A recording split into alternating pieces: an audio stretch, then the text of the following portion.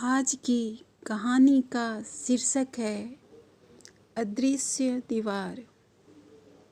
स्वभाव से सीधे साधे डॉक्टर गिरीश चंद्र तिवारी तकनीकी यूनिवर्सिटी के निदेशक थे। वह बड़े कर्मठ और मेहनती थे। अपने काम पर उनकी बड़ी अच्छी पकड़ थी। वे महीने 2 महीने में राष्ट्रीय व अंतर्राष्ट्रीय मीटिंग में भाग लेने के लिए अन्य शहरों और विदेश भी जाते रहते।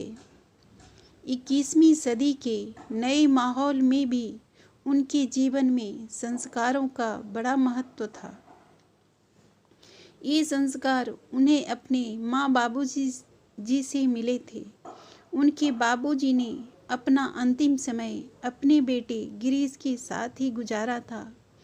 वे काफ़ी बुजुर्ग हो गए थे और अब पूजा पाठ नहीं कर पाते थे। ऐसे समय में गिरीश ही बाबूजी को अपने पास बिठाकर उनकी जगह खुद सारे कर्मकांड संपन्न करते। बाबूजी को अपने बेटे को देखकर बहुत संतोष था। बाबूजी के इस दुनिया से जाने के बाद भी उन्होंने वह दिनचर्या नहीं छोड़ी। सुबह 4 बजे उठकर नित्य कर्म से निवृत्त होकर पूजा पाठ करना, उसके बाद तुलसी को जल चढ़ाना और 1 घंटा भागवत गीता का पाठ करना उनकी दिनचर्या में शामिल था। इसके अलावा उन्हें पोथी बाँचनी भी आती थी। उनके पिताजी पुरोहित का काम करते थे। गिरीश बचपन से ही पढ़ने में बहुत होशियार थे। उनके माँ बाबूजी भी चाहते थे कि उनका बेटा यह आकाश वृत्ति छोड़कर कोई अच्छा सा व्यवसाय अपना ले। पुरोहितगिरी में उन्हें कोई भविष्य नजर नहीं आ रहा था। कभी विवाह मुहूर्तों की अधिकता के कारण अच्छी कमाई हो जाती तो कभी महीनों तक कोई पूछता भी न था। अपनी मेहनत और लगन के कारण गिरीश चंद्र इंजीनियरिंग करने के बाद एक सरकारी इंजीनियरिंग कॉलेज में प्रोफेसर हो गए थे। अपनी काबिलियत की बदौलत आज निदेशक के पद तक पहुंच गए। उनकी हिंदी, अंग्रेजी व संस्कृत भाषा और अपनी पहाड़ी बोली पर बहुत अच्छी पकड़ थी।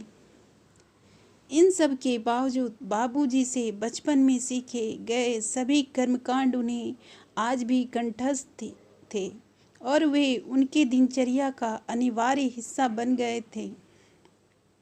उनके माथे पर सदा चंदन का टीका सुशोभित रहता। इसी वजह से हर कोई उन्हें पंडित जी के नाम से पुकारता। उन्हें भी यह नाम बहुत अच्छा लगता। पूर्वजों की अपनी थाती को उन्होंने अपने नाम के साथ जोड़ लिया था। कर्म से न सही, नाम से वह आज भी अपने को पंडित ही समझते। वे हमेशा पूजा पाठ के बाद चंदन का तिलक लगाना न भूलते। पंडित जी को लोगों से मिलना जुलना ज़्यादा पसंद नहीं आता था। वे जवानी के हिसाब से बड़ी बड़ी बातें बनाने में यकीन नहीं रखते।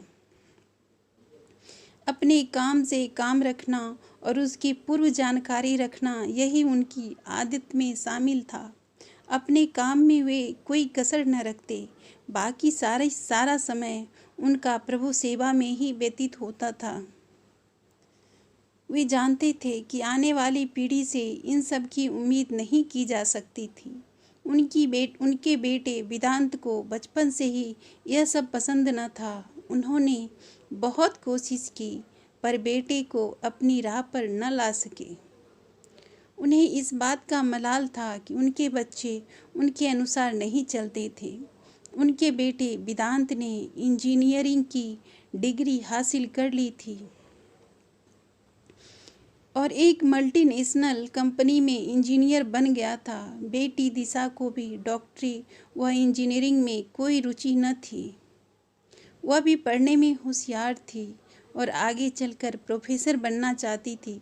वह यूनिवर्सिटी से भौतिकी में एमएससी कर रही थी। पंडित जी को एक बात का बड़ा संतोष था कि उनकी पत्नी रीमा उन्हीं की तरह संस्कारवान थी। पति के लिए सुबह से लेकर शाम तक पूजा पाठ की व्यवस्था करते हुए वह भी इन कार्यों में पारंगत हो गई थी। वह पति के उठने से पहले पूजा के लिए फूलों की थाली सजा देती और पूजा का कमरा खुद साफ करती। पंडित जी को यह पसंद नहीं था कि उनकी पत्नी के अलावा कोई उनके पूजा घर में प्रवेश करे। रीमा इस बात को ध्यान में रखती उनके अधिकांश कार्य खुद करती थी। पंडित जी ने अपने दैनिक दिनचर्या का एक वीडियो बना लिया था। जब कभी वे सरकारी काम से घर से दूर विदेश में रहते तो इसी से अपने दिन की शुरुआत करते। किसी भी परिस्थिति रही हो, उन्होंने कभी शाकाहार के अलावा किसी चीज़ को हाथ तक नहीं लगाया। वो कई दिन तक केवल फलाहार करके भी रह जाते। उनके घर पर सभी आधुनिक सुविधाएं मौजूद थी, लेकिन वहाँ का माहौल आज भी पुराने दिनों की याद दिला देता। सुबह नित्य कर्म के लिए जाते समय कान पे जनेऊ लपेटना वे कभी न भूलते। अक्सर बच्चे उनको ऐसा करते देखकर हंसते और मम्मी से कहते, क्या मम्मी पापा आज भी पुराने ज़माने की तरह वॉशरूम जाते हैं?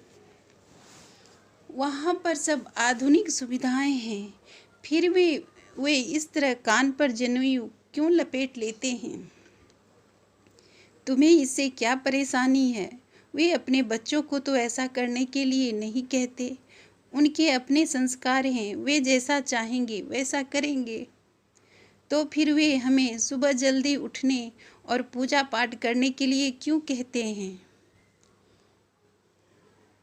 जल्दी उठना कोई बुरी बात तो नहीं है बेटे। सभी ज्ञानी और महान लोगों का यही कहना है कि सुबह जल्दी उठना चाहिए। मम्मी, क्या आप भी उनकी तरह उपदेश देने लगी? बात की शुरुआत तुमने की थी, मैंने नहीं। पापा अपनी ज़िंदगी जैसा जीना चाहते हैं जीने दो, इससे तुम्हें तो कोई नुकसान नहीं होता। मम्मी बोली तो दिशा बुरा समूह बनाकर चली गई। पंडित जी ने कभी भी अपने बच्चों के लिए सुविधाएं जुटाने में कोई कसर नहीं छोड़ी थी। हर नई तकनीकी का सामान सबसे पहले उनके घर आ जाता। पत्नी की इच्छाओं का भी वे बहुत ध्यान रखते थे। उनकी मदद के लिए घर पर 3 काम वाले तैनात थे। बस एक पंडित जी ही थे जो नए जमाने के अनुसार अपने आप को किसी तरीके से ढाल नहीं पाए थे। तकनीकी के जानकार स्वयं इसके प्रयोग से दूर रहते। सही बात तो यह थी कि वे ऐसा करना भी नहीं चाहते थे। उनकी दिनचर्या से वे बहुत संतुष्ट थे। वेदांत दिल्ली में नौकरी कर रहा था। जब भी मौका मिलता वह घर आ जाता। पंडित जी बेटे से बड़े प्यार से पूछते, बेटा तुम्हारा काम कैसा चल रहा है? अच्छा चल रहा है। काम मन लगाकर करना चाहिए। ड्यूटी में किसी प्रकार की लापरवाही नहीं होनी चाहिए। आप ठीक कहते हैं पापा, मैं ऐसा कोई काम नहीं करूँगा जिससे आप या किसी और को परेशानी हो। मैं तुमसे बस इतना ही चाहता हूँ बेटा, ईश्वर का दिया हमारे पास सब कुछ है। जी पापा। वेदांत पापा के सामने उन्हीं की तरह सीधे व सरल जवाब देता। वह उनसे किसी प्रकार की बहस में नहीं उलझकर उपदेश नहीं सुनना चाहता था। अपने दोस्तों के साथ वह खूब मौज मस्ती करता। पंडित जी सब कुछ जानते हुए भी उससे कभी कुछ नहीं कहते थे। हाँ, बेटी को लेकर वे थोड़ा चिंतित रहते थे। वे हमेशा रीमा को कहते, अपनी बेटी को भी कुछ संस्कार सिखाओ ना। नए ज़माने के बच्चे हैं, मेरी बात सुनते ही नहीं। रीमा, तुम्हारा ज़माना भी इतना पुराना नहीं था।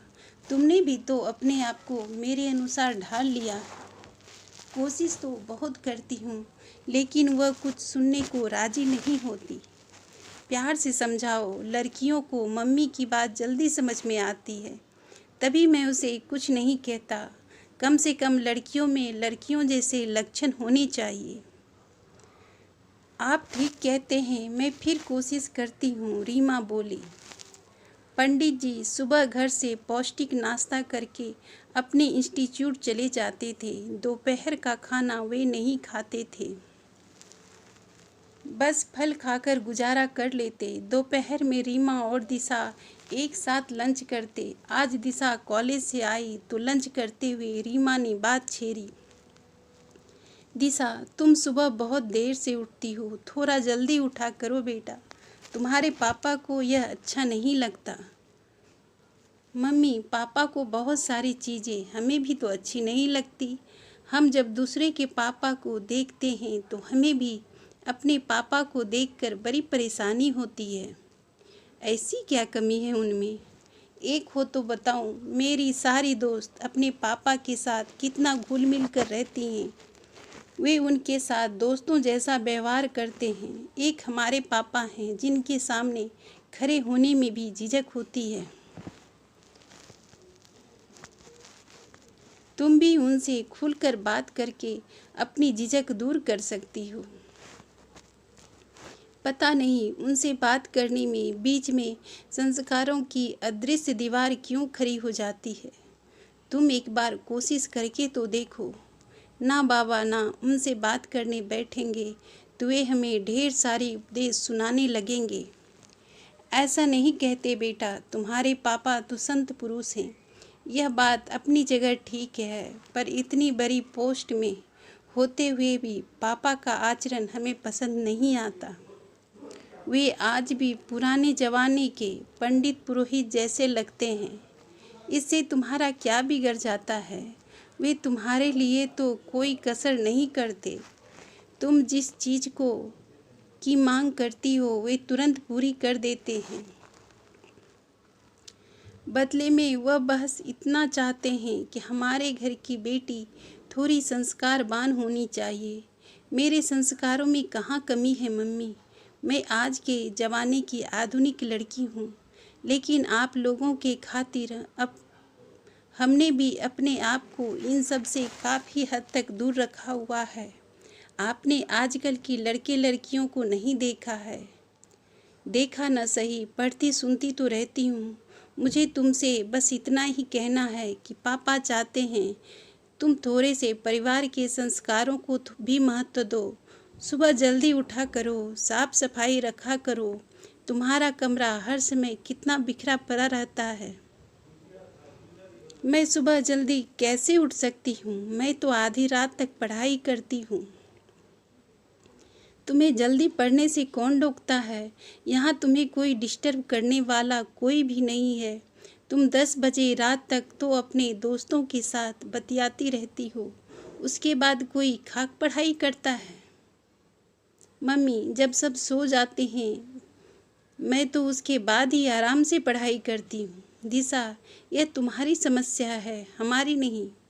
हमारी प्रॉब्लम है तो हम उसे अपने हिसाब से हल कर तो रहे हैं।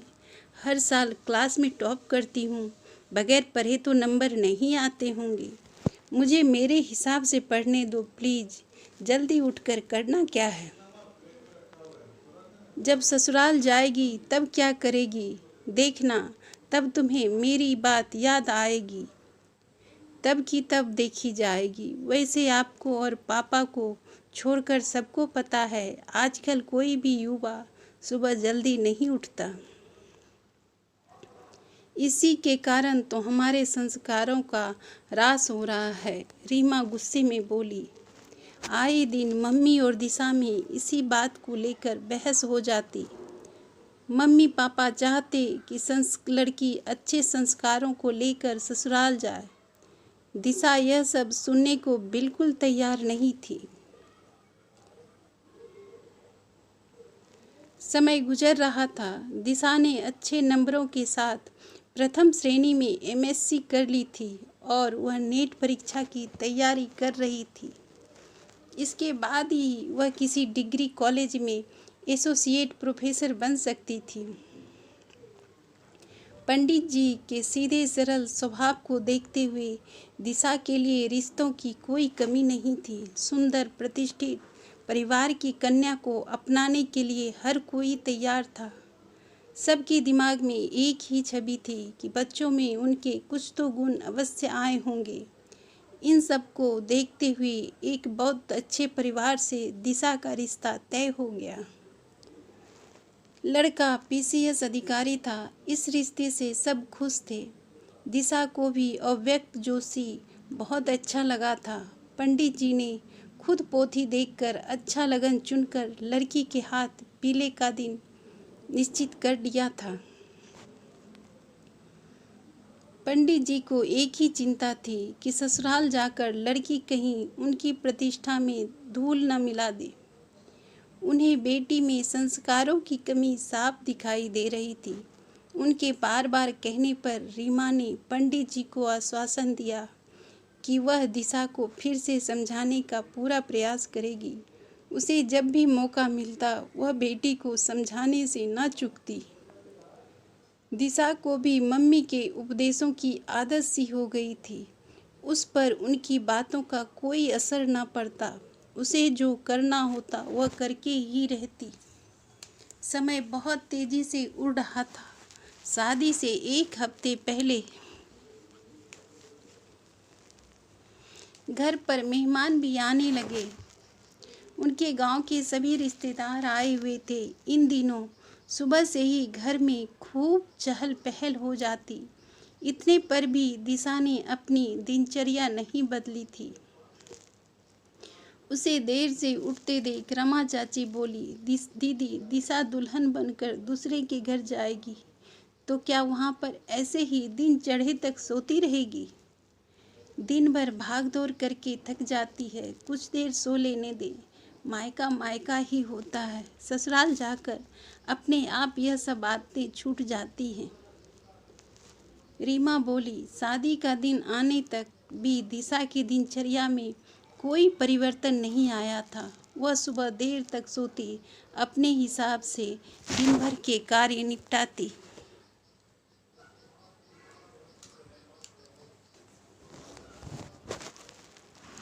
निर्धारित समय पर लग्नानुसार सुबह मंगल स्नान के बाद विवाह कार्यक्रमों की शुरुआत हो गई। पंडित जी का आज व्रत था। बेटी की विदाई तक वे अन्न का दाना भी मुंह में नहीं रख सकते थे। देर रात तक शादी के कार्यक्रम चलते रहे। पंडित जी ने सभी व्यवस्थाएं बहुत अच्छी कर रखी थी। विवाह स्थल की सजावट, बारातियों का स्वागत से लेकर भोजन तक सब इंतजाम अपने आप में बेजोड़ था। कहीं कोई कसर नहीं थी। पंडित जी ने अपने सभी रिश्तेदारों और परिचितों का विवाह समारोह में सपरिवार आमंत्रित किया था, जिससे किसी को भी शिकायत का मौका न मिले। रीमा, वेदांत और नज़दीकी रिश्तेदार सब मेहमानों की आवागत में लगे थे। पंडित जी भी मेहमानों का स्वागत कर रहे थे, पर इतना सब होने पर भी वे पुरोहित जी के साथ हर जगह पर खुद खड़े होकर एक एक रस्म को पूरे विधि विधान से निभा रहे थे। वह इनमें कोई कसर नहीं छोड़ना चाहते थे। वे और कुल पुरोहित दोनों मिलकर साथ साथ मंत्रोच्चारण कर रहे थे। यह सब देखकर हर एक का दिल द्रवित हो जा रहा था। लड़की के पिता होने के साथ साथ उन्होंने पुरोहित का जिम्मा भी अपने ऊपर ले रखा था। भले ही पुरोहित जी से कोई चूक हो जाए, पर पंडित जी एकदम सचेत थे। देर रात तक फेरे संपन्न हुए। सुबह गाय दान की रस्म के बाद दिशा की विदाई की तैयारी शुरू हो गई थी।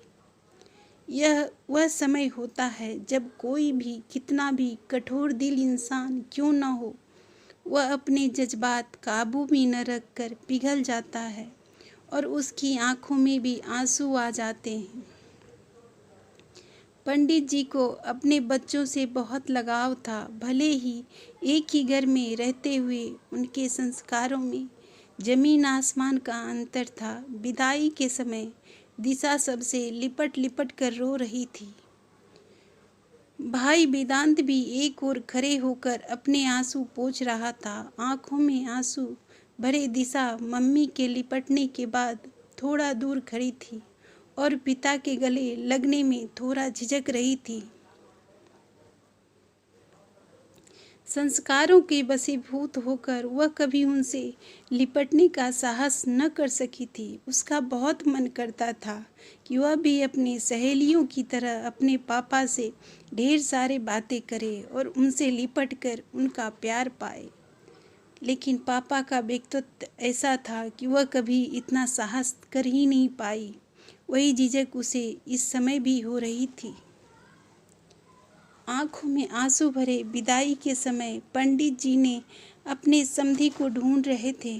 सामने दिशा के पास जैसे ही हुए नजर आए, उन्होंने बड़े कातर भाव से उनके हाथ पकड़ लिए और बोले, अपने बच्चों को संस्कार देने में मैंने कभी कोई कसर नहीं छोड़ना चाहता था, पर क्या करूं, नई जवानी की हवा ही ऐसी है। उसके प्रभाव से कोई कैसे बच सकता है।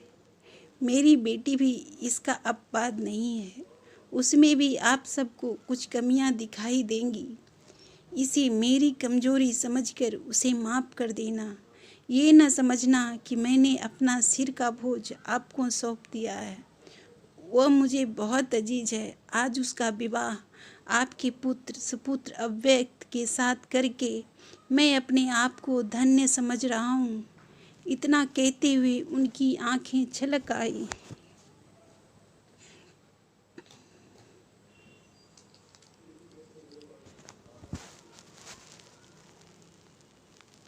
ऐसा कहकर हमें शर्मिंदा ना करें।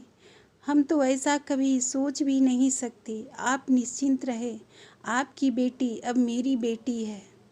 आपने यह कहकर मेरे दिल का बहुत बड़ा बोझ हल्का कर दिया। अपने कलेजे का टुकड़ा आपको सौंप रहा हूँ। इसका ख्याल रखना। आंखों से आंसू पोंछते हुए पंडित जी बोले। दिशा यह सब सुन रही थी। अब उससे न रहा गया और वह अपनी सारी झिझक छोड़कर पापा के गले लिपट गई। आंसुओं की बौछार में वह कुछ कह नहीं पा रही थी। वह मन ही मन बुदबुदाती, पापा मुझे माफ़ कर दे, मैं आपको समझ नहीं पाई। सच में आप बाहर से नहीं अंदर से भी संत हैं। वह कितनी मूर्ख थी जो हमेशा उनसे दुनियादारी की अपेक्षा करती थी। हिचकियों के बीच में उसकी आवाज़ गले में ही अटक गई थी। वह बहुत देर तक पापा के गले से लिपट कर रोती रही। पंडित जी भी उसे प्यार से सहला रहे थे। आज पिता और बेटी के बीच की झिझक की दीवार ढह गई थी। बेटी को हल्के से अपने से अलग कर उन्होंने कार में बिठाया और आशीष देकर बोले, सदा सुखी रहना। इसके साथ ही दिशा को लेकर कार आगे बढ़ गई। उसके जेहन में आज भी पापा के कहते शब्द गूंज रहे थे। सब कुछ बहुत अच्छे से विधि विधान से निपट गया था। बेटी की विदाई के साथ घर सूना हो गया था। पंडित जी के दिल से बड़ा बोझ उतर गया था। उन्हें इस बात का सुकून था कि उन्होंने बच्चे को अपना संस्कार न दे सकने की बात दिशा के ससुराल वालों से छुपाई नहीं थी।